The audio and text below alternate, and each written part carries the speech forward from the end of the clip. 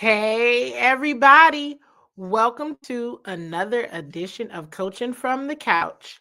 This is your Washington Commanders update, and I'm your host, Candi CWall Waller. Checking in as I do all throughout the NFL season, which for this year is a little longer than normal for the Washington Commanders. So, you all join on in this live Bowie television recording as I bring you the latest and greatest information on the Washington Commanders. You all join on in. Join on in.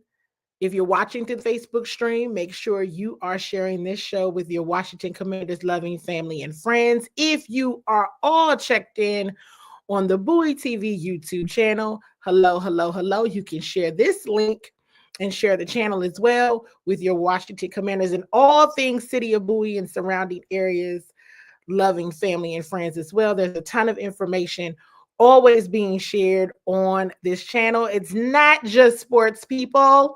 So make sure you tune in. But this right here is the Washington Commanders update. Come on in, check on in. There's already folks saying hello because they know the rules. They've been here a while, like Cameron Mingo saying hello to Mama and Pops Waller. Make sure you say hello to them, please. I know, listen, the Washington Commanders extended their season, as you all know, and now the schedule got a little crazy. Anyway, you all join on in, join on in, join on in. This is a live Bowie television recording, so everything we say and do here will absolutely be on the Bowie television channel. If you are in the city of Bowie, right there within the city of Bowie, in some parts of like the greater Bowie area, you can check in if you haven't cut your cable on Comcast. That's channel 77. If you are watching Verizon, the channel actually spreads all throughout the Prince George's County area and other areas as well. You can find it on Verizon channel 11. So I think some people are saying, okay, I'm having the, time of my life covering the Commanders. I think this is all very new to many of us on the Washington Commanders beat. A very small group covered the Commanders in their Super Bowl years. So many of us who are there every day are like, what is this? So we don't know. And Lamar Bland, say hello to you. Eric Jessup, Barry Temple, see you as well. So let's go ahead and get into one of my favorite games. You all know this. You know this one well. What's your one word to describe how you felt when the Commanders just all the things? They took down the number 1 seed Detroit Lions. So what was your one word? What was your one word? I probably said wow about 62 times. Okay. I probably said the word wow. A lot. And Cameron cried. Yes, yes, yes, yes. Give it up for the people who had to shed a tear and said OMG. Oscar says awesome is his one word. Eric Jessup says happy is his one word.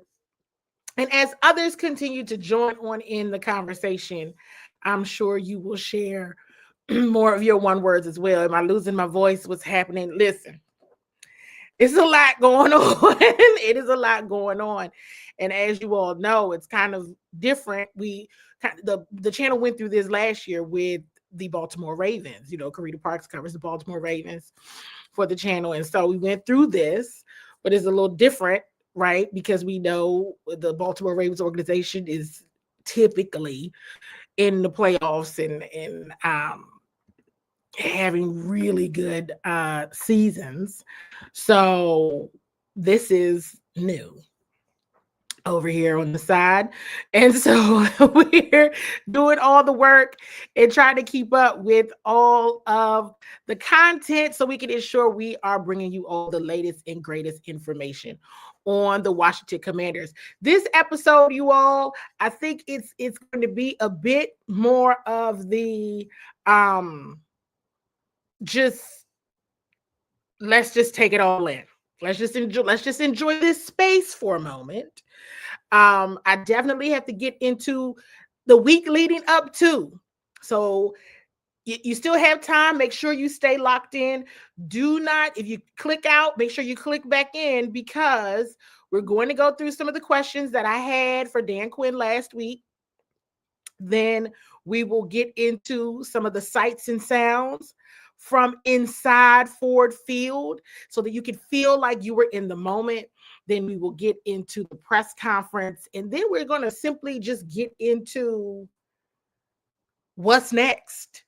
And that is round 3 of the Commanders facing the Philadelphia Eagles. Remember, at one point in time, the NFC East was called the NFC Least. That certainly is no more, at least for these two teams. So, how quickly things can change. So, let's go ahead and get into the week leading up to the Washington Commanders taking on the number 1 seed Detroit Lions and ultimately beating them. For certain, continue to keep those comments and all the things shared in the chat, because I know watching that game, and I can't wait to hear. Go ahead and drop this in the chat as well. What were some of your favorite moments from the game? Because this was a big one. This was a big game. So let's get into some of the questions from last week. Why don't we? And as you say, things that don't come up on the stat sheet, what are some of the things you've seen from the Detroit Lions that may not come up on the stat sheet? They got a lot of stats. That's a good one to ask. I would say the play style. That doesn't show up on a stat sheet, but you can see it and feel it in terms of the physicality that they play with, the aggressive nature that they play with. Not just, a 4th down attempt, although they're, highest, but just challenging people. They play a lot of man-to-man. They're aggressive. So that doesn't show up on the stat sheet, but you do see it when you watch them play, and we certainly have a lot of respect for that. All 3 phases, there's a real edge and a toughness about them. You're welcome. So for the Washington Commanders to bring that level of intensity, right, to Ford Field, which I can tell you what an environment to play in. I mean, it is absolutely that is so cool. Okay, just wow. It was amazing. And so I think that for the team to come, I asked about the question, want to know, as Dan Quinn said, what are some of, I wanted to know, they have a lot of stats. So what does it come up on the stat sheet?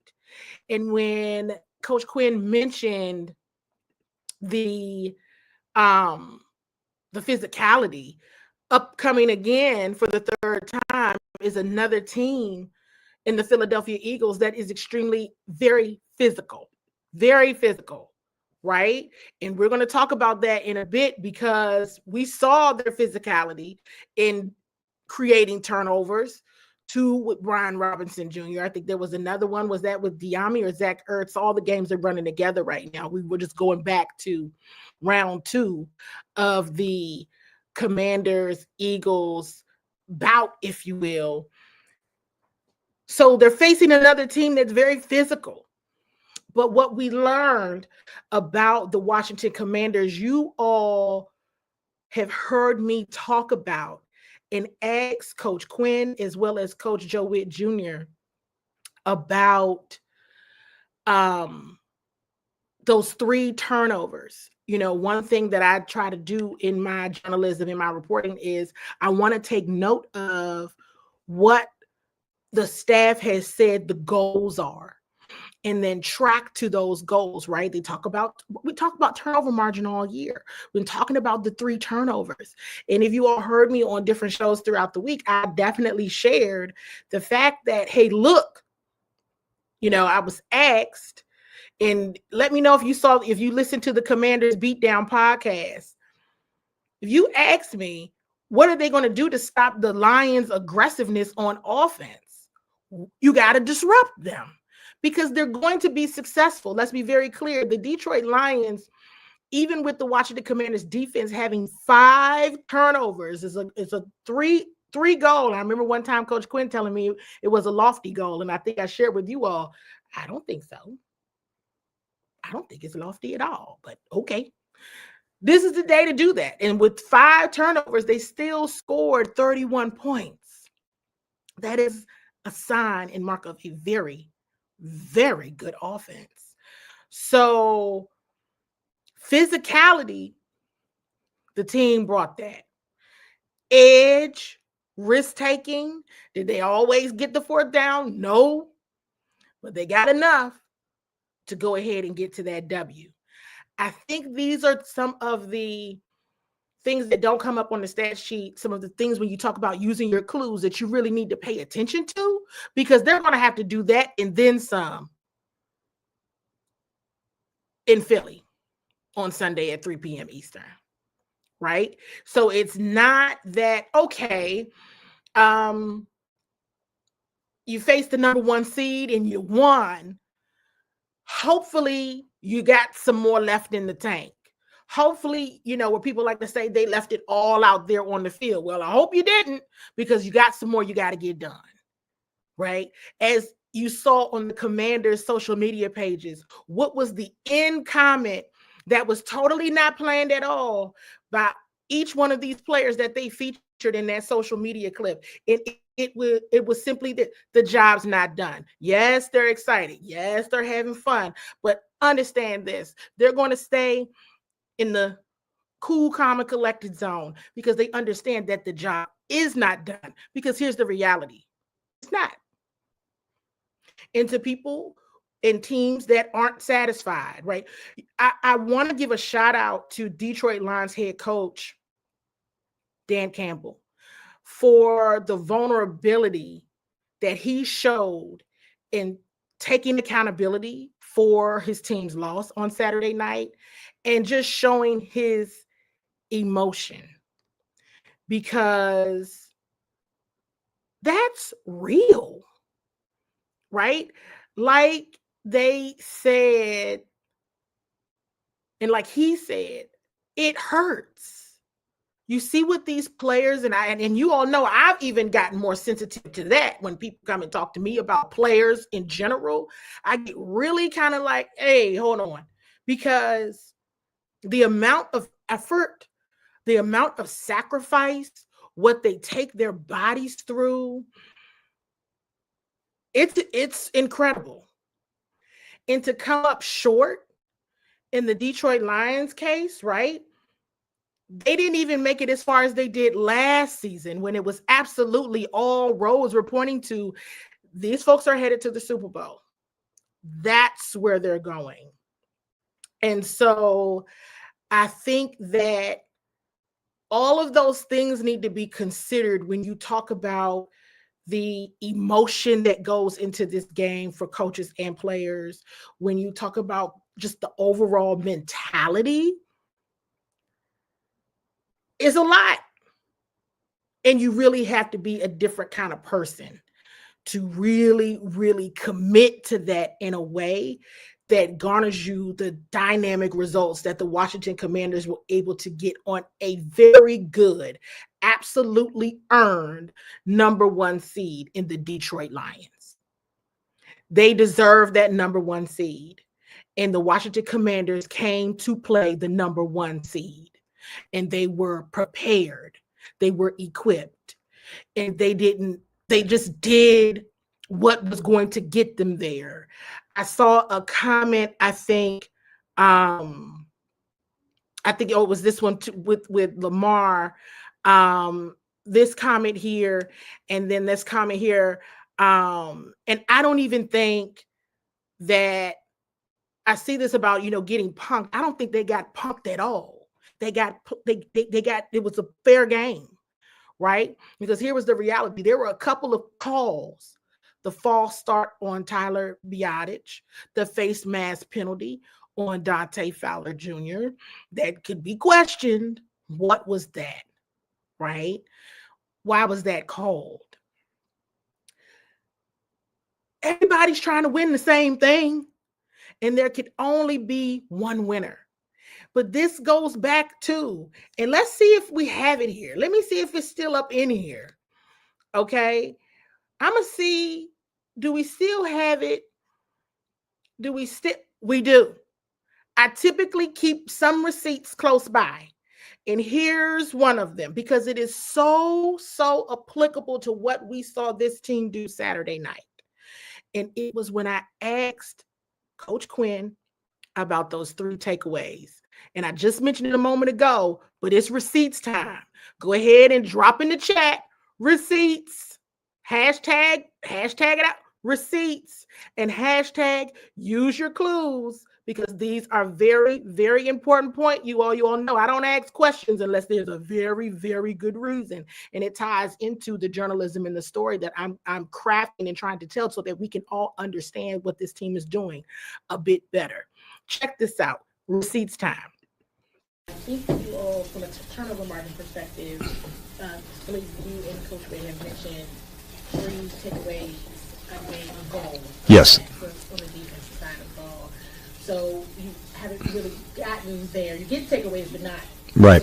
So how do you still try to make that happen, even though you're winning football? Yeah, it's a really lofty goal. But the actual truth of it is the best turnover margin in NFL history happened here.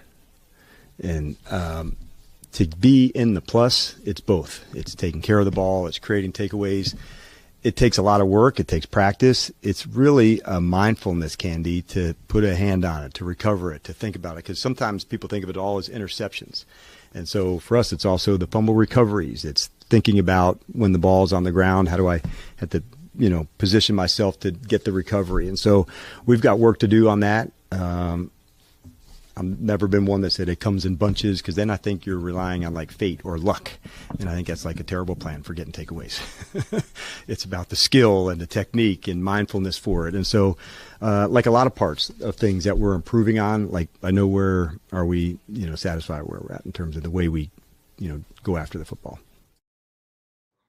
You got to go. And I talked about this in a previous show, because I said it is so important to create chaos. So where it says, the worst defense or one of the worst, they had to create it. They had to create it. And one thing that was so intriguing by what head coach Dan Quinn said, because let's be for real, the Commanders have not played that way on defense all season. All season. You want a shot? You taking a shot at the number 1 seed, the favorite by far in a many different aspects to be the NFC champion, to get to the Super Bowl. You have not been creating all season long. You better create on Saturday night. And they did. They did. When you go back and really look at the game and really pay attention to what was happening. Going back to fumble recovery, Coach Quinn said it. You saw Bobby Wagner do it in the Tampa game, right? When the ball is on the ground, right? Because we saw, use your clues, I keep receipts. In the Ravens game, the ball was on the ground. Bobby Wagner ran right back, right? Ball is on the ground. You're right there. Get to it. Fumble recovery. Get the ball back in the red zone, which they had just failed in attempt to score in the previous offensive drive. But the defense got that ball back. It's something as simple as the ball is on the ground, recover it, get it back. They score. Right? That's it. That's what happened at Tampa. That's what you saw happen immediately. Almost. Well, not immediately. But that second quarter was pretty lit, if I must say so myself, right? On Saturday night with the Commanders and the Lions, you saw them get in there and get that done. right? They are creating chaos. You saw it on full display. The pressure is all up in Jared Goff. He makes a bad decision.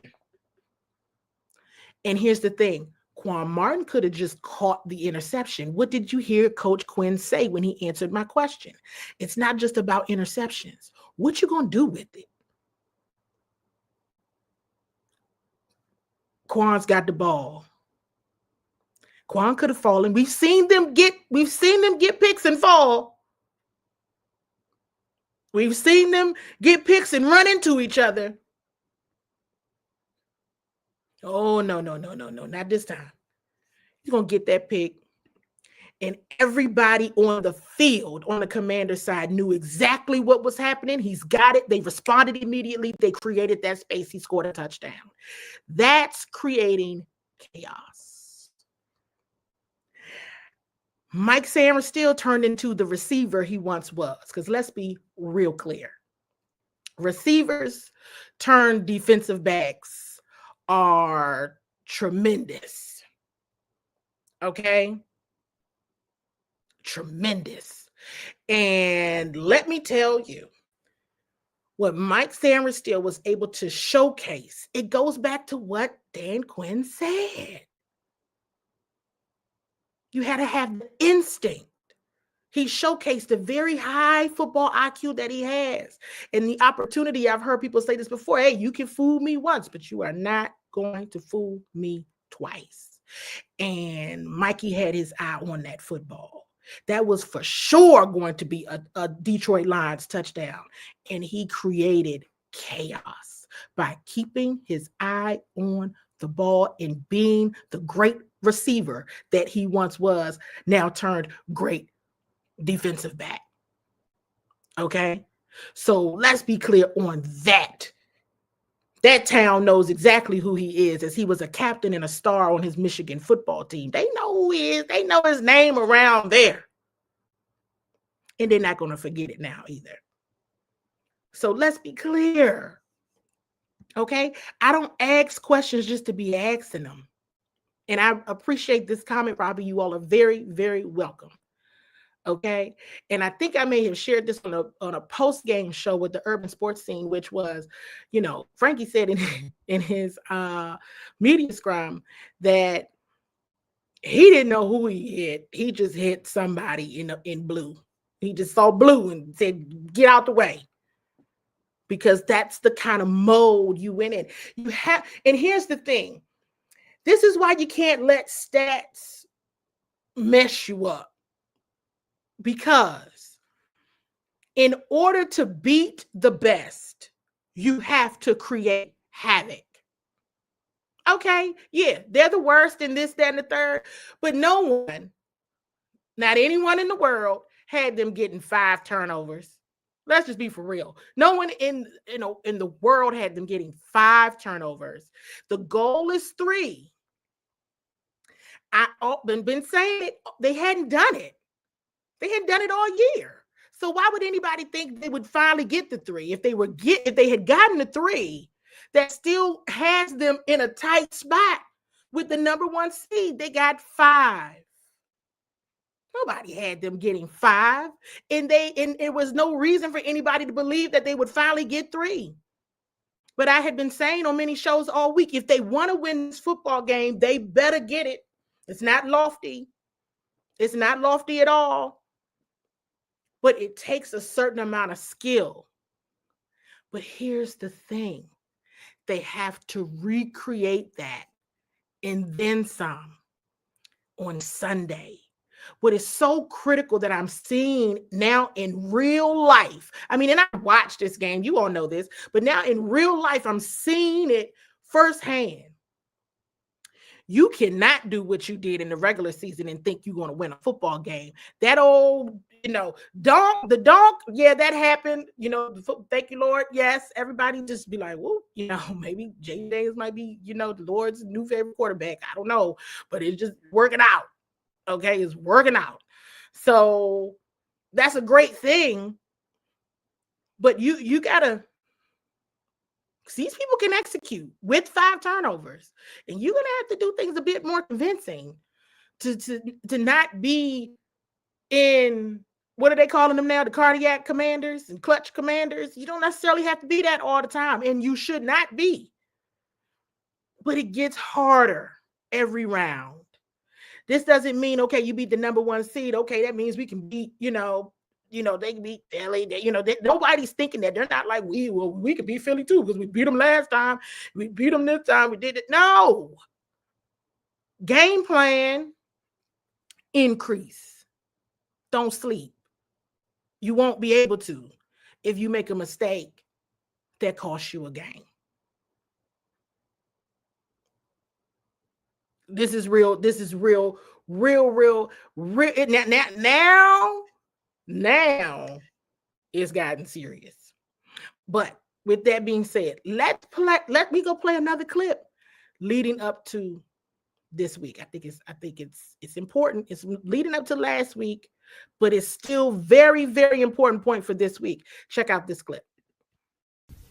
Hey, Coach. So how do you keep the team kind of even keel going into the divisional round of the playoffs? Like, even for yourself, how does it just kind of stay business as usual? Well, I think we probably acknowledge it first, Candi, at the start of the week to say, hey, this is, the whole week where it is. And sometimes I'll give you 30 seconds, a big picture, and then all there is just this Saturday. And this is how we'll go to get there. What is the Wednesday going to look like? The Thursday, the Friday. And said, I don't even really need you to think about the game yet. There's so many things for us to get right before we even get to there. And so just bringing us back to that day, to that practice, to that walkthrough, oftentimes I'll push really hard on the communication. And that was one of the topics I hit because we went not as fast on our first day, but I wanted to make sure the communication was loud and full speed. So we just try to say, what do we have to do to win this matchup, and be disciplined enough not to look ahead. And look ahead meaning even to Saturday when it's on a Tuesday. It's just, man, what do we got to do to nail the game? And I think if we do that and have enough discipline to do that together, that's a really good thing. And there's been a great leadership amongst the players that they're also able to share in that message where, the shift of leadership now is going to the players. And so what used to be a you is now becoming us. And so stay on this, quizzing each other, staying on the game plan. To me, that's, what the message has been. And that has been even 3 or 4 weeks ago when I talked about base camp. Like, you don't think about the summit. You just got to make it to the next stop. And then there, now that we can see the sight line, it's still far away. It's just this matchup against Detroit. What were some of the key things that you heard Dan Quinn say in response to my question about not staying, too high, too low? Because you could absolutely get real high when you go into the NFC Championship. What I thought was super interesting was how he was talking about how the team is now operating from a leadership perspective. Okay.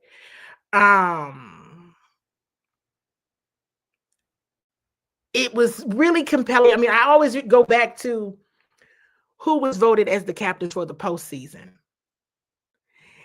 And I think it's just amazing to see how these players play for one another. The coaching staff continuing that collaborative approach to decision making. It's just a lot.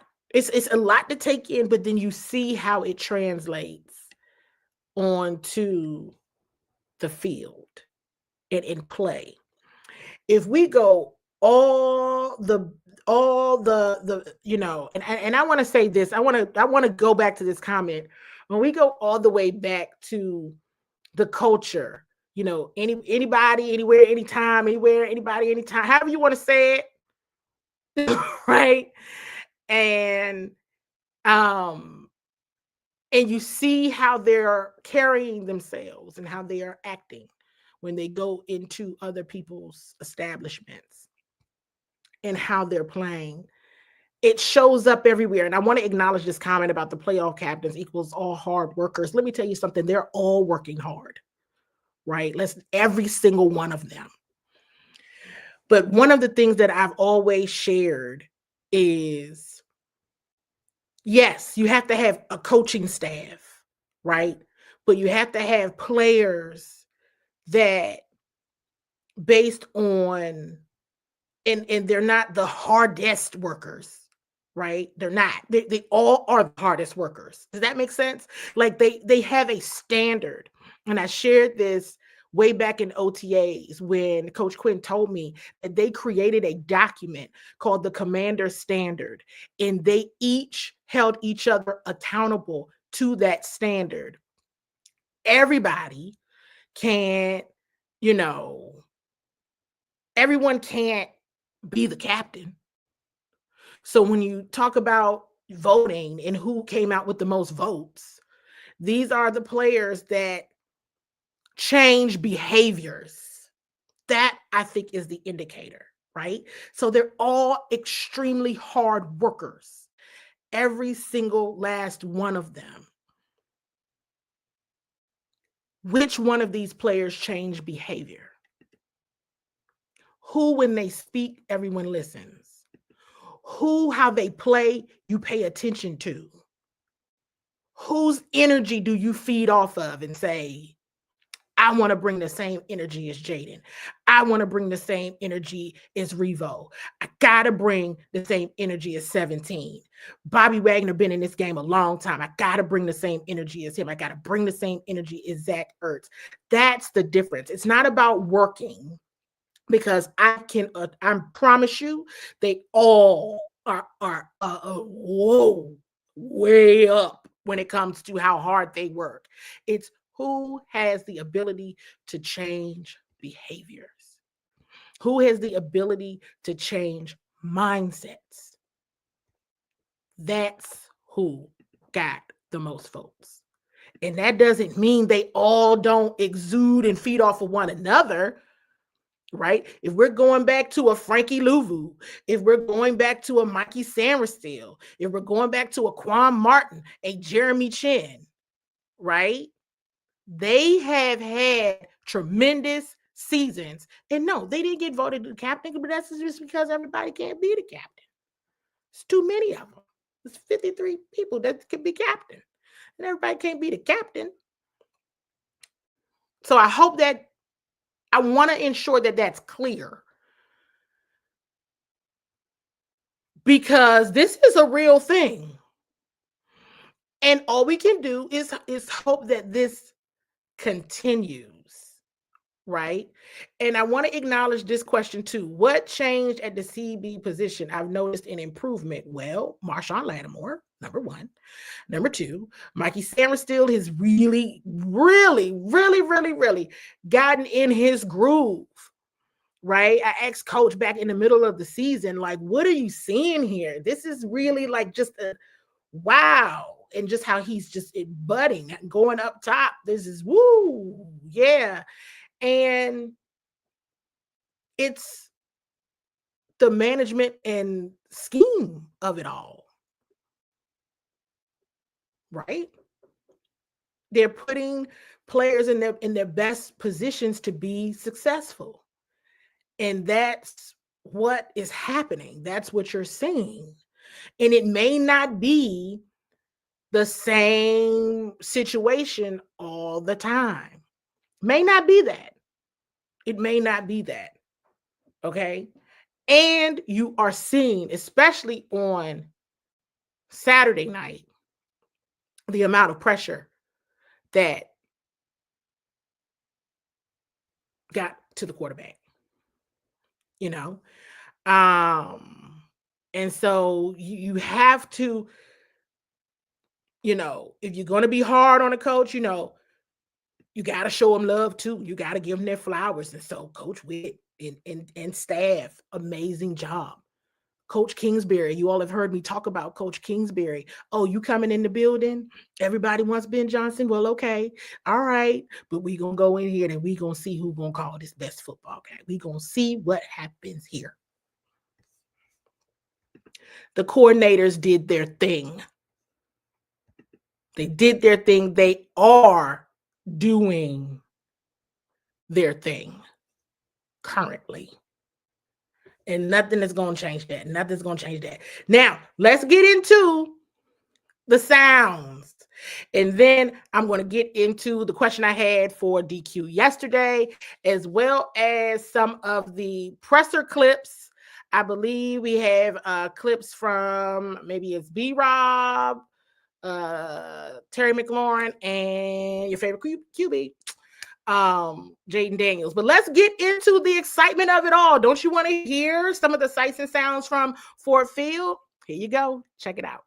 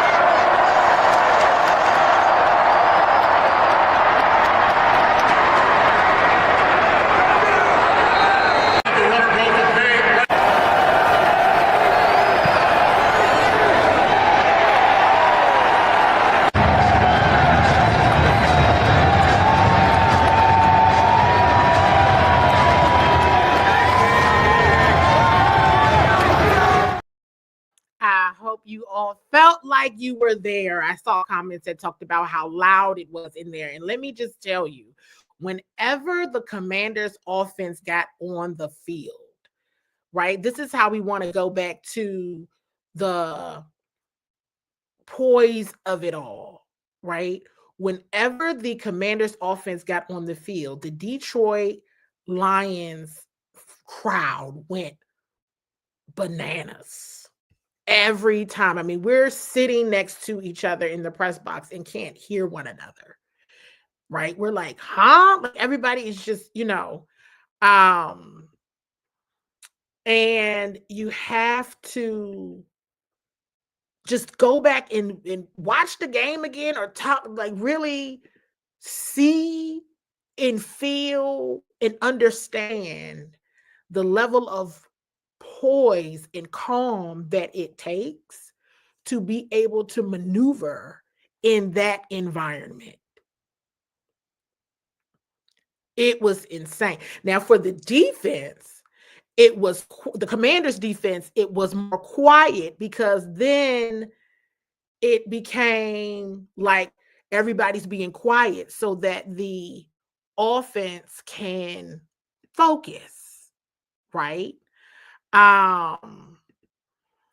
And it was bad. Like I was sitting in there And if you know Karina Parks, y'all can say, tag her and tell her she laughed because I said I was getting, and then they were shooting fireworks. Every time the Lions scored, they would do fireworks inside.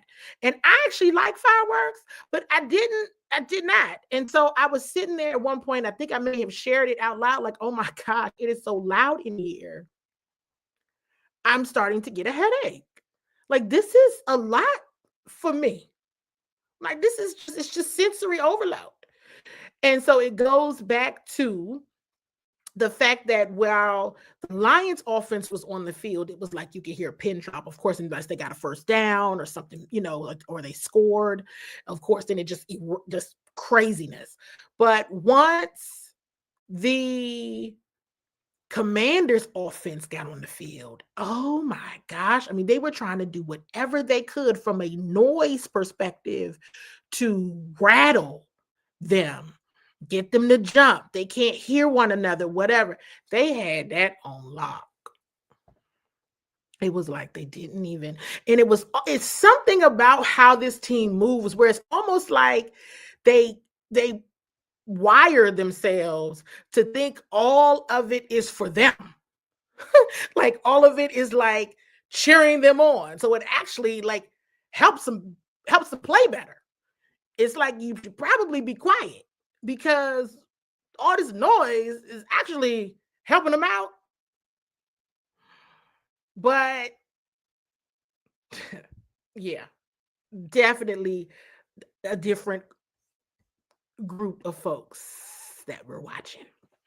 With that being said, let's jump on into some clips from some of the notables from Saturday night. I think, though, Coach Quinn said it best, it really was a team win. You saw everybody contribute in their own way. You saw a little bit of everything from everyone. It was fantastic. I saw a comment. We definitely want to wish Sam Cosmi a speedy recovery as he is out for the remainder of the season with the ACL injury. He will not be playing. Trent Scott came in. He stepped up. He stepped in for Sam Cosmi. So this is when the trenches get real. This is when it gets real because the season is very long. And so Coach Quinn talked a lot about the recovery, right? Even he mentioned Bobby Wagner's ankle sprain last week, right? And him being able to get back. What this athletic staff is doing, what they're each doing to keep their bodies intact as best as they know how. It's a brutal sport. So you hate to see anybody go down. But there's depth there for a reason, and they all got the same mindset. So let's go ahead and get into some of these clips for after the game. As you are listening and watching these clips, certainly drop in the chat any questions you may have for me or comments of any receipts, use your clues that you are picking up on during these clips. So let's go ahead and jump into the first one. I mean, I always believe that we could achieve more than what people give us credit for. But, you got to go out there, put in the work. You got to go out there, work daily, get better each and every day. Just put your head down and grind. And by the end of the time of the season, you look up, you might be in a position like this. What did you think of your defense tonight? Played lights out. They got us the ball back. Made plays when the plays needed to be made. I'm happy for, Mikey. Obviously 2 picks in the playoff game like this. Obviously coming back to Michigan, especially him being with us being the same draft class. I'm just so excited for him. But the whole defense, they played lights out. They made plays. They got turnovers. Hey, how long was that second quarter? 42 points between the two teams, most in NFL playoff history. Yeah, we knew we were going to have to put up points. That's a very explosive offense over there with a lot of great players. And, we knew we had to go out there and put up points. You guys have gone for 1 point all year. You kept doing it again tonight. How important was it to keep converting those? Got to sustain drives to keep drives going. We knew the firepower they had on the other side of the ball, so we didn't want to give them the ball back. How refreshing was it to end the game kneeling instead of in dramatic fashion? It was awesome. Just be able to go out there and victory formation, the best formation of football. Listen. go out there in victory formation, the best formation in football. And it was just wild to me. I said, they're not even going to make this interesting in the end. But let me go ahead and say this. That second quarter was, I just couldn't even believe what he was saying. I was like, what? Like, we were sitting there watching it, and I could not believe they were playing that way. It was like they just went ham. Like everybody, they just lost it. It was like, in a good way.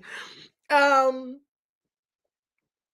wasn't feeling the fireworks. And even though it was great, and so it was like, oh, the only way to stop these fireworks is if they stop them from scoring, because I can't take much more of this. This is just, I was jumping, I was ducking, and then like where we were sitting, Commander's front office could see us and we could see them, and so they could see what I was doing, and they thought it was funny, and it was fine. Maybe it was funny, but it was just too much.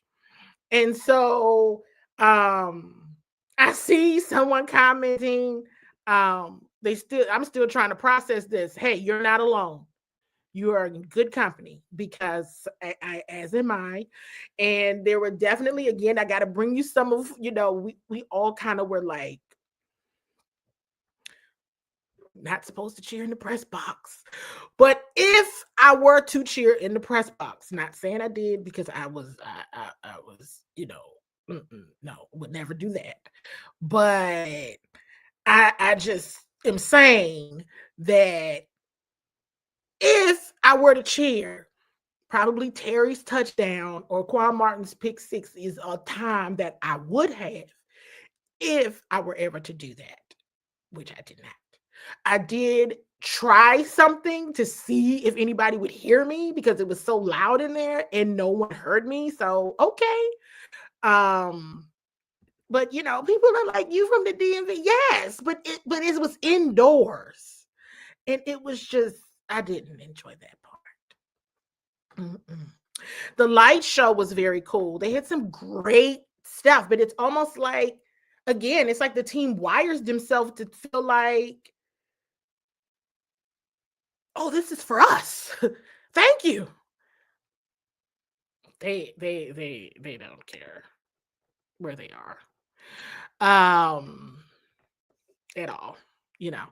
They're just thinking it's all for them. So yes, number 5, Jaden Daniels, Washington Commanders quarterback, just keeping it calm and poised.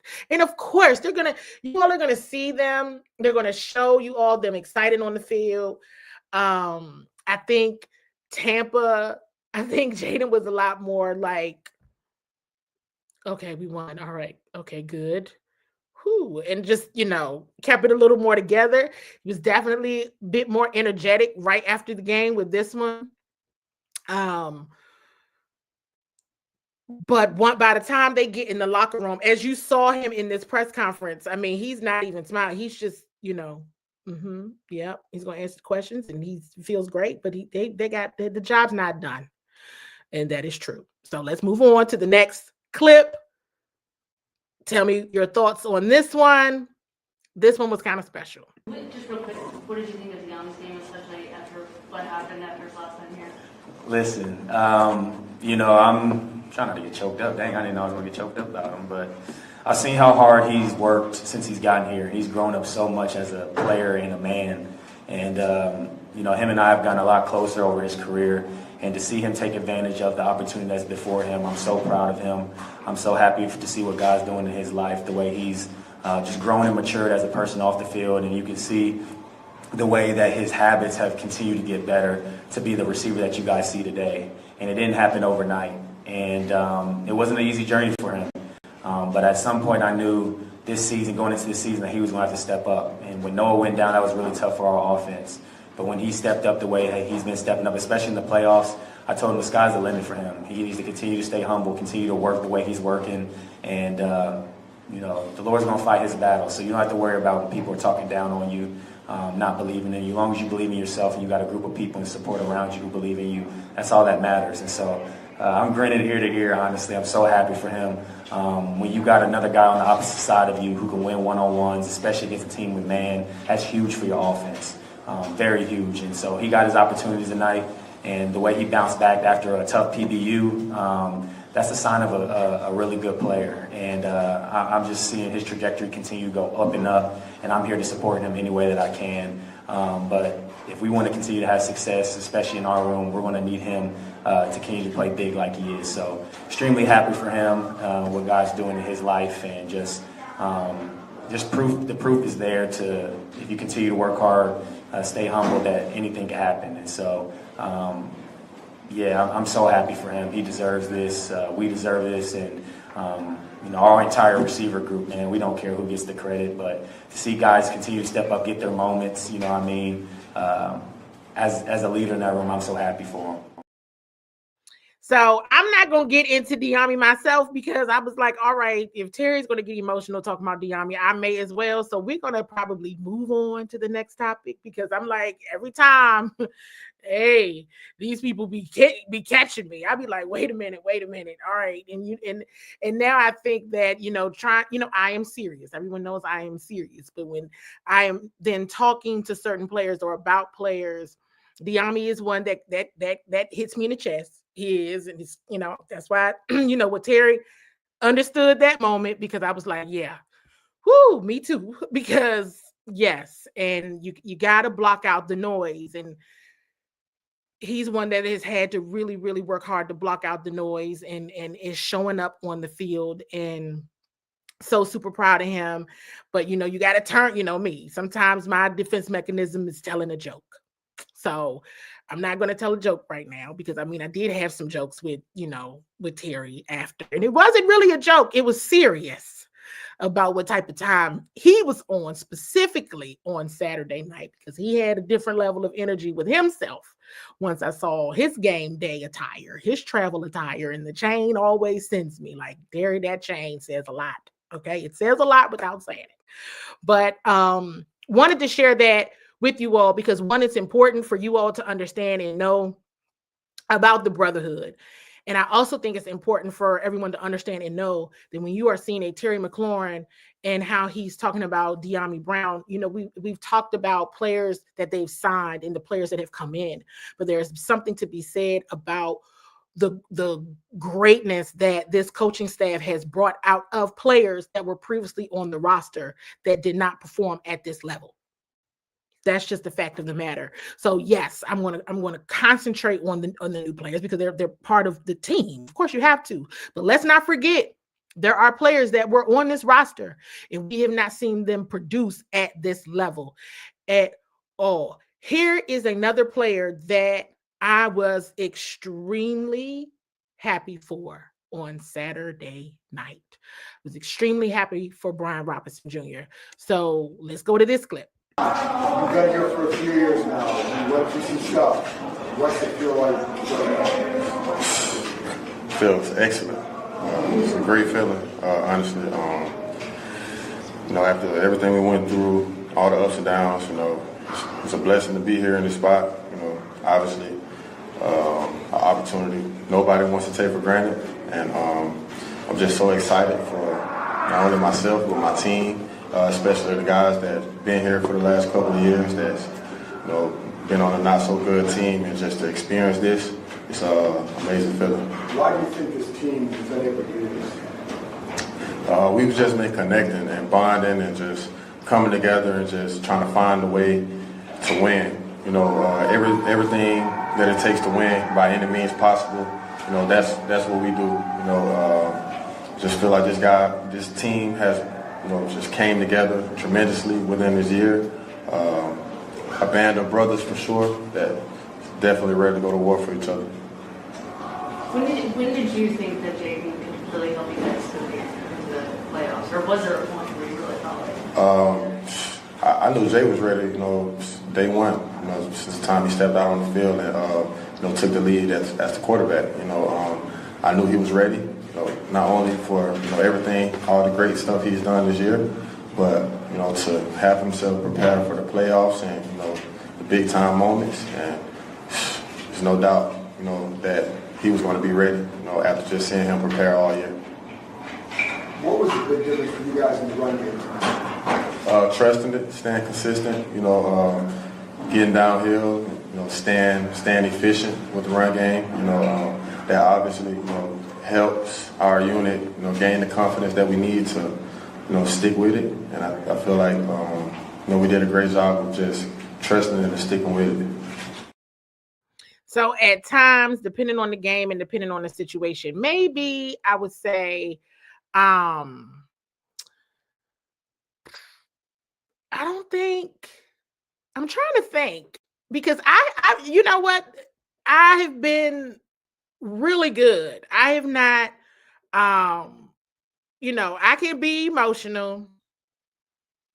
Surprise, surprise, right? So surprise, surprise. But when you get to be around these people all day, every day, you can't help it sometimes. But I don't think I've avoided anything. I have handled this very well. I think I told a story last week with Chad Ricardo from Fox 5. If you know Chad, tell him, shout out to him. He was like, "You're being oddly calm about this." And I was like, "Well, it's 4 minutes left in the game. And, the Commanders have the ball and they're not going to give it back. So I'm just going to make my cup of coffee and I'm going to sit here and relax."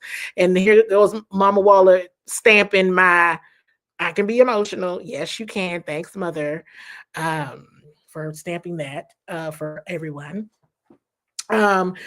That I have been handling this very well. I'd be shocked at myself, like, you know what, I'm doing pretty good. This is okay. The Dallas game, the last Dallas game, for some reason, I will tell y'all, admittedly, I avoided Terry like the plague. I was like, nope, I'm not going to go talk to Terry. I don't want to talk to Terry. Keep him out of my view, keep him out of my eyesight, because I'll probably break a little bit and be like, I'm just so happy for you break this, but oh my gosh, and so I just said,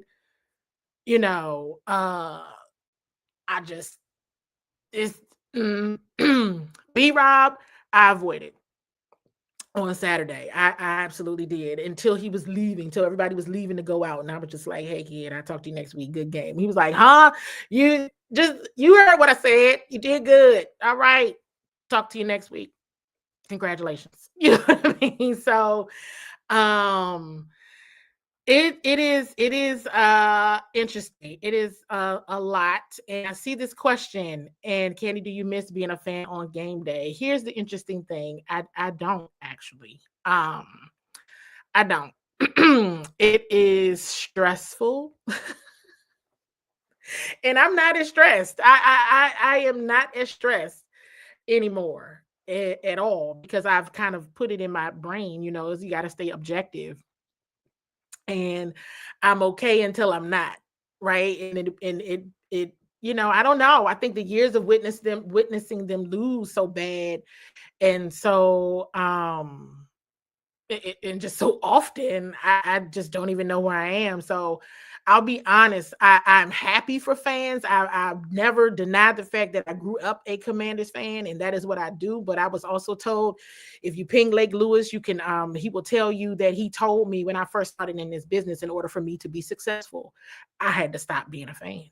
He told me that. Honestly, people can tell when you are a fan, right? The team can tell you. And let me be very clear about this. Everyone in that building, if you can't tell by the questions or the camaraderie or the things that I'm building there, that what you all do see and what we do share publicly, they know I'm an advocate and a supporter of this organization. I will tell you, winning is good for business, everybody's business. Losing is not where it's at all.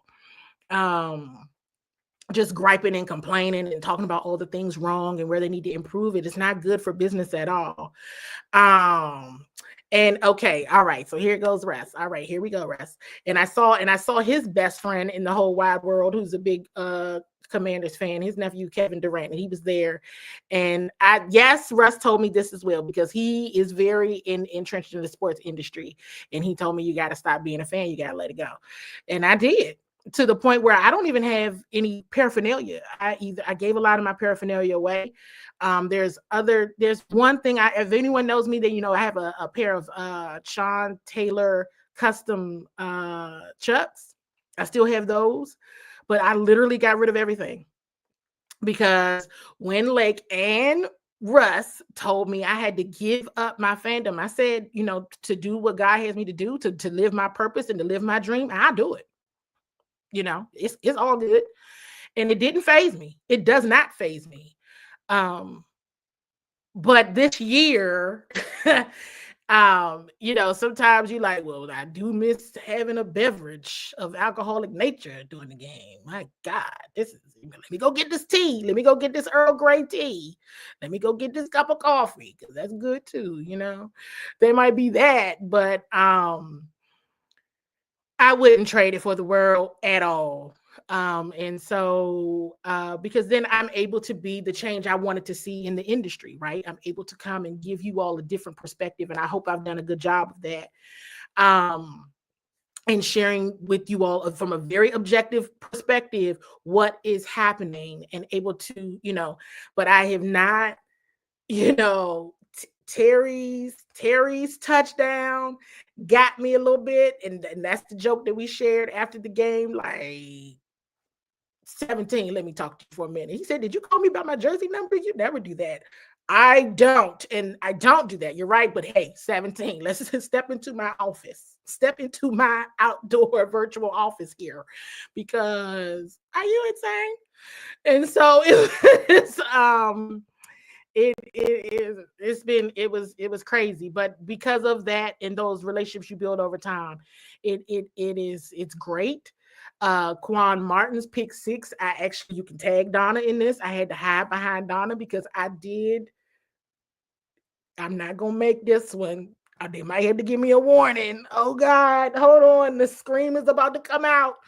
And then, because if you don't know, and I mentioned this before, I am a member of Delta Sigma Theta Sorority Incorporated, and my line name is Without a Trace. And sometimes I disappear. And in this regard, I kind of disappeared for a moment to collect my thoughts, like, oh my gosh, they're going to the NFC Championship. Like, what? And at this moment, I will use a defense mechanism of deflecting, of where my excitement, I'm going to deflect and start thinking about work. Oh, here's where we got to go. Here's what we got to do. Oh my God, if they go to LA, I got to book this, I got to do this. Okay, but if they go to Philly, I got to go do this. So I went right into work mode. But when I disappeared, I might have popped around a few corners and saw some of you all's favorite people that work in the front office or whatever. And I might have been like, and then we were like giving each other silent hugs and like yelling, like, oh, we were doing all that. And then it was like, okay, everybody calm down. We're not going to do this. Calm down. Whew. All right, go back to your seat. Be quiet. Okay. And we were doing that. I'm the orchestrator of that kind of foolishness. But when they do well, we all do well. So, and it's it's a lot better to watch. I can tell you that. And your emotions do get kind of in it, going back to, and this is me being very transparent. This is the change I want to see in the journalism in the area. And so I hope I bring that to you all. Based on the comments, it sounds like I do. So thank you all so much. But it became a, and I think it might have been Chick Hernandez, who I made a comment, and it's coming back to get me now. And I was like, oh gosh, what is the probability that the Commanders would play the Eagles in the NFC Championship? And of course, we're all talking through scenarios. This is a few weeks ago. And I said, I sincerely hope that does not happen. I really don't. I said, because that last game got so bad. And I was like, and somebody's going to get put out. And Chick looked at me and said, no, you're going to get put out. He was like, because you got really upset. He was like, you were trying to hide it, but you were really upset by all the talking that was going on during that last game. And I just was laughing, because I was like, I'm not going to get put out, but it is funny to recognize, because when that trash talking was happening specifically to Diami, I did not like it. That is true. And during the TV timeout, I think I mentioned it on the episode, what you all did not see was that Terry McLaurin got hot out there. He got very, very upset out there, and he was about to square up. And I was like, oh, if Terry gets that mad, let's all get mad. let's all get it going. But no, it's all well and good. And so I don't miss it, but this is what keeps me grounded and keeps me accountable to the community, right? And what you all want to hear and what you want to know, right? And what it's about. It is truly definitely a testament of don't let your dreams die. Do not let your dreams die while you're living, because if you, hey, I made a post today, and I will tell this story because I think it's a very important point to share with you all. Earlier in the season, it was shared with me that Adam Peters was talking about the NFC Championship, and oh gosh, if the team makes the NFC Championship, are we going to have enough space? Are we going to do this and we're going to do that? And I remember standing outside at practice and we talking about this, and I laughed at the man. I laughed like a real, like I laughed, I chuckled, I laughed, and the joke is on me because I think he knows what he's doing. And I was just kind of like laughing because I was like, he doesn't have to worry about that right now. Like, give yourself a minute to get in the door and just like have a solid season and just, it's all good. But I have just learned with being around these individuals with such high standards for what good looks like and what success looks like. 500 is not success. 500 is not good. 8 wins is not success. 10 wins is not good. It's different when you're around people that have such high expectations for themselves and they live it every day.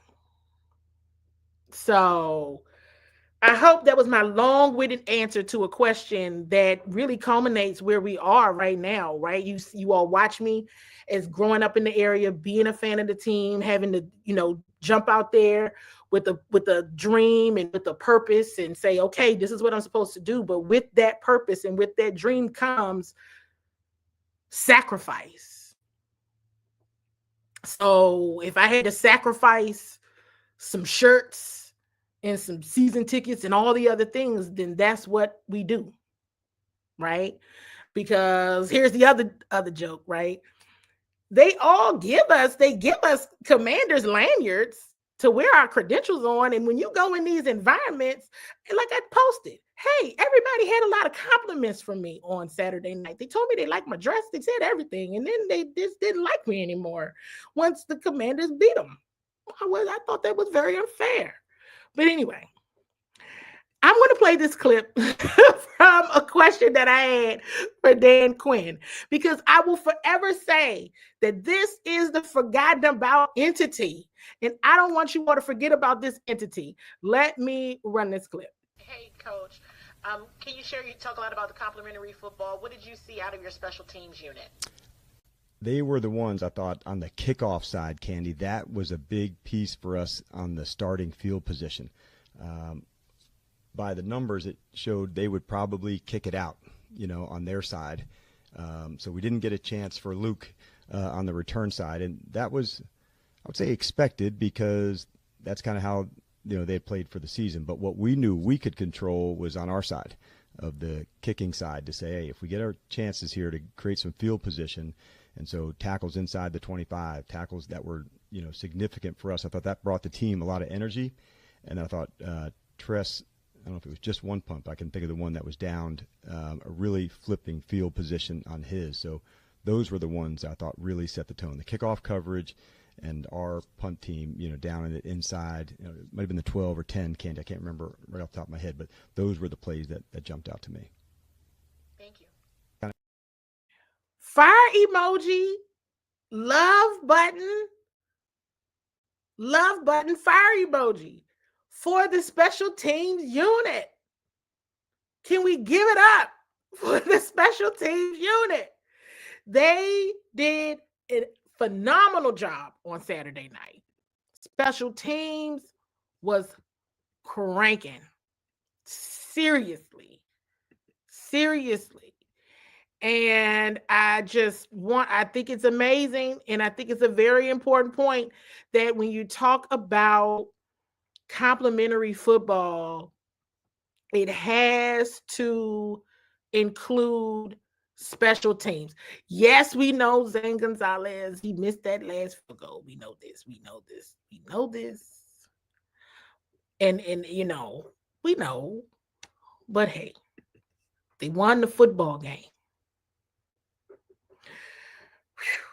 So, I just think it's a very, very, the starting field position, the tackles downfield, very important aspects of this football game. And I just want to acknowledge special teams, because another player from the past roster in Jeremy Reeves, right?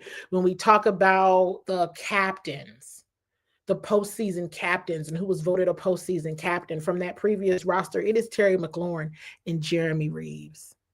Okay.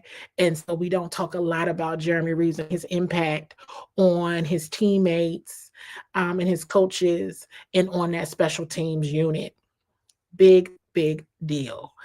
I'm sure I will be on a show of some sort as the week goes on. Bowie TV will be at the NFC Championship. We will absolutely be at the NFC Championship. We will absolutely be there. In Philadelphia, we will be there early. We will be there all day. And let's see what happens. Let's see what happens, Commanders fans. I will keep you all posted on whatever shows and things. I think I'll post it. I think I'm on a show. I'm not sure if it's live or not, but I think I'm doing a show on Wednesday evening.